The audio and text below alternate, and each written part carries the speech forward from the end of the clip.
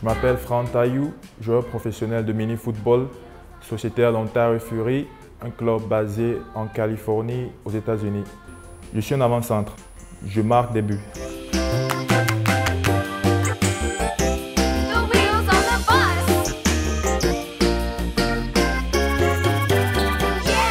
Le mini-foot, c'est une discipline footballistique qui se joue entre 6 joueurs, donc un gardien et 5 joueurs au terrain. L'espace est assez réduit et ça se joue d'habitude dans des arenas, donc des espaces fermés.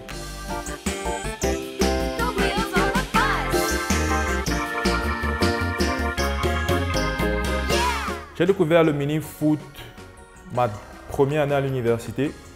C'est un sport qui se pratique d'habitude pendant l'hiver, étant donné qu'avec la neige, on ne peut pas jouer dehors. Donc, ils ont créé cette discipline pour garder les joueurs en forme et c'est devenu une ligue.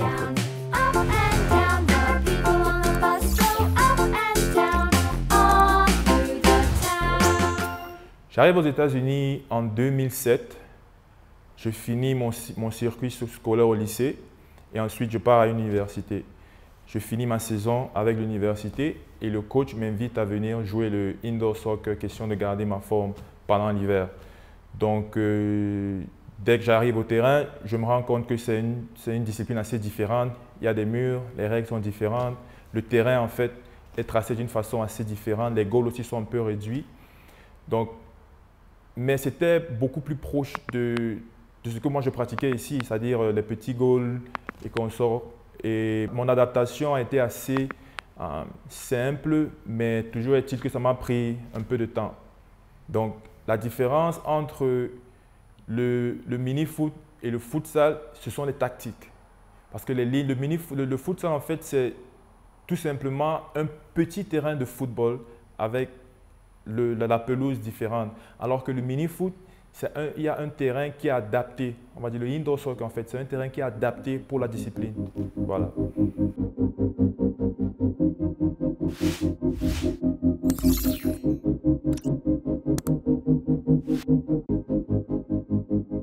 Le mini-foot, c'est un sport très populaire au Mexique, aux États-Unis et au Canada. Et c'est en train de se développer dans le monde. Le indoor soccer, c'est l'adaptation du mini-foot aux États-Unis, au Mexique et au Canada. Et le mini-foot est pratiqué dans tout le monde entier. Sauf que l'Afrique en général et le Cameroun en particulier sont en train de, on va dire, catch up. Ils sont en train de découvrir en fait.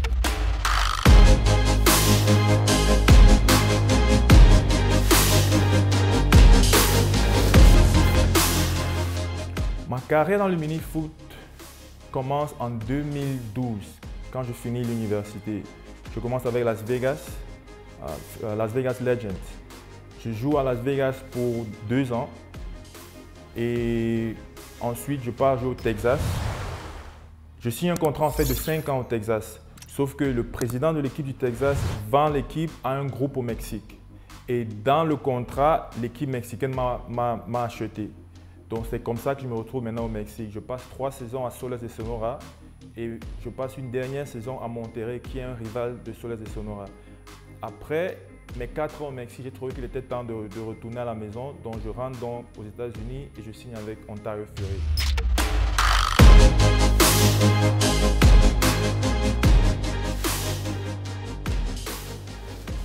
En fait, le mini-foot, le indoor soccer introduit le football aux États-Unis. Parce que le football au grand stade, par exemple, il y a des matchs d'1-0, 2-0 peut-être, mais il n'y a pas de matchs en grand score.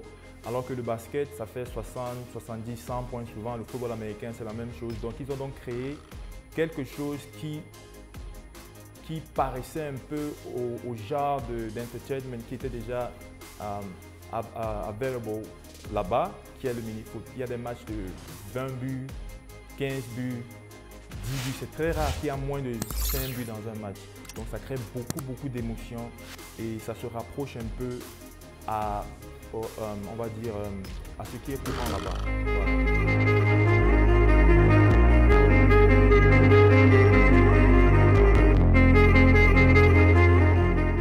La finale contre Baltimore Blast au Mexique, on jouait et le score était vraiment serré. Donc on était en train de perdre 11 buts à 10. Je marque le 11e but, c'est-à-dire le but d'égalisation. Et c'était la première année où je gagne mon premier trophée de MVP. Et toute l'arène s'est mise à crier MVP, MVP. Et c'est un souvenir que franchement je garde très proche de moi parce que c'était comme vivre dans un rêve en fait. Parce que je me rappelle en 2008 quand je regardais la finale de basket Boston contre LA Lakers, Kobe Bryant venait de gagner son trophée d'MVP. Et chaque fois qu'il marquait, l'arena criait MVP et je disais waouh, j'imaginais un peu quel genre d'émotion ça pourrait donner, mais j'imaginais pas vraiment que ça pouvait m'arriver à moi. Donc de vivre cette émotion et de pouvoir partager ça avec ma famille, c'était quelque chose de vraiment, vraiment spécial.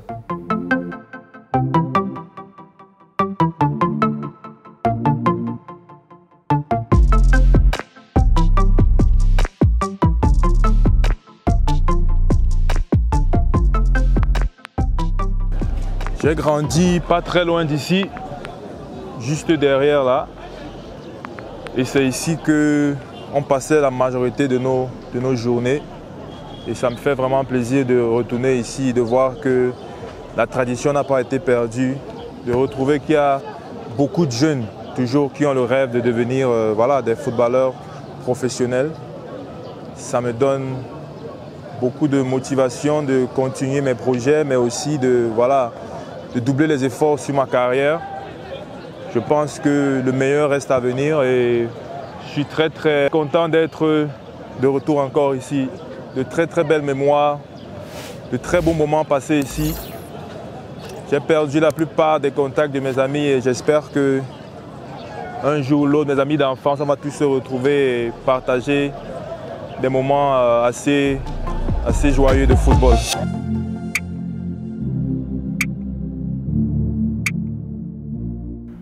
Bon, là, je suis au Cameroun en mode éclaireur. Je suis là pour voir les atouts qui sont déjà available au Cameroun. Et je suis à la disposition de toute autorité compétente pour le développement de ce sport. Je suis en constante communication avec le président de la Fédération de mini-foot qui est basé en Suisse. Je suis en constante communication avec le président de la Fédération de mini-foot américaine. Et mardi, j'ai un Zoom meeting avec le président de la Fédération de mini-foot tunisienne et de la Confédération africaine de mini-foot aussi, pour voir exactement les mesures à prendre en fonction de ce que j'ai découvert ici. Au sommet, mon rêve, c'est de rencontrer une équipe de mini-foot camerounaise dans un tournoi international. Mon rêve, c'est de pouvoir donner une opportunité aux jeunes de pouvoir vivre leurs rêves et pourquoi pas de pouvoir donner aussi une opportunité aux jeunes étudiants qui jouent aussi au foot de pouvoir suivre leur éducation aux États-Unis comme je l'ai fait et après, à travers ça, jouer en professionnel ou alors exercer dans la carrière de leur choix.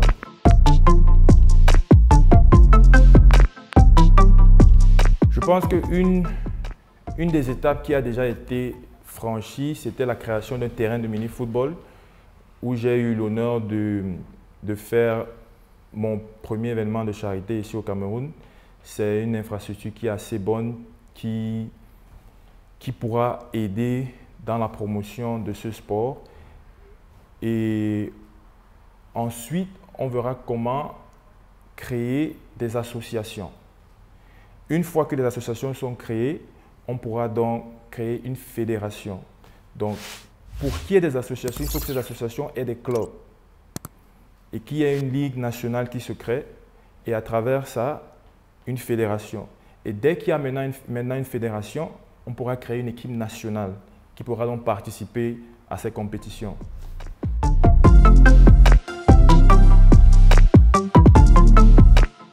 La fédération qui gère le mini-foot s'appelle World Mini Football Federation. C'est basé en Suisse. Et chaque pays a une fédération et chaque continent a une confédération. Et il y a une Coupe d'Afrique qui vient de se dérouler. C'est en fait cette Coupe d'Afrique qui m'inspire à revenir au Cameroun pour essayer de développer parce que le Cameroun n'était pas présent. Mais j'ai déjà fait 2 Coupes du Monde, une en Tunisie une en Australie et il y a une autre qui se prépare pour l'année prochaine. Et la suivante sera aux États-Unis.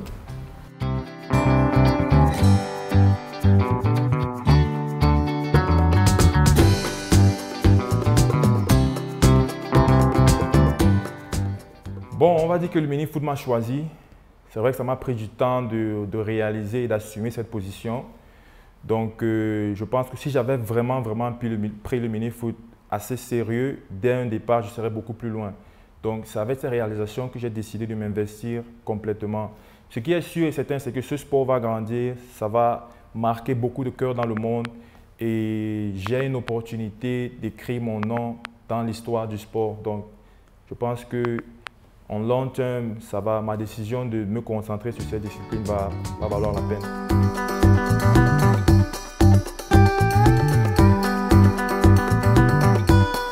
Ma première année à Las Vegas, je marque 20 buts en 16 matchs. Ma deuxième année, je marque 16 buts en 12 matchs. Ma troisième année, je marque 18 buts en 16 matchs. Et ma quatrième année au Mexique, c'est là où j'explose. Je marque 47 buts en 20 matchs. L'année qui suit, je marque 57 buts en 22 matchs et je deviens le joueur qui a marqué le plus de buts en une saison régulière. La troisième année, je bats mon propre record, je marque 71 buts en 24 matchs. Quand je transfère à Monterrey, qui est le rival de Sonora, je marque 50 buts en 24 matchs. Je rentre à Ontario maintenant, je marque 47 buts en 18 matchs, sauf que la saison se coupe avec le Covid. Et la saison qui vient de finir, j'ai marqué 20 buts en 12 matchs, on va dire. Voilà.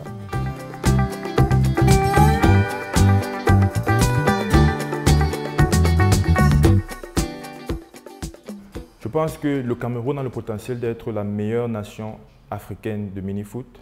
Aussi, pourquoi pas la meilleure nation dans le monde? C'est un challenge, mais je pense qu'impossible n'est pas camerounais. Un avantage du mini-foot, c'est que ça ressuscite tes carrières. Il n'y a pas vraiment d'âge pour jouer au mini-foot, c'est un jeu d'expérience. Donc, il y a des anciens, il y a des ex-professionnels qui ont joué au mini-foot aux États-Unis et qui ont bien fait. Toujours est-il qu'ils étaient à la fin de leur carrière, mais il n'y a pas vraiment d'âge pour commencer. En Europe, il y a un certain âge où tu dois déjà être dans le système.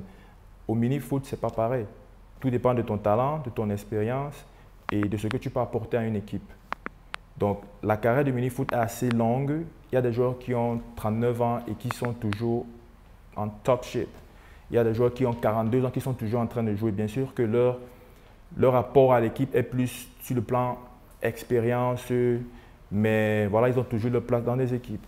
Donc, c'est un sport qui a beaucoup de potentiel pour les joueurs peut-être qui n'ont pas pu faire une carrière au grand stade. C'est une deuxième chance pour pouvoir, à travers ce sport, vivre leur passion et réaliser leurs rêves.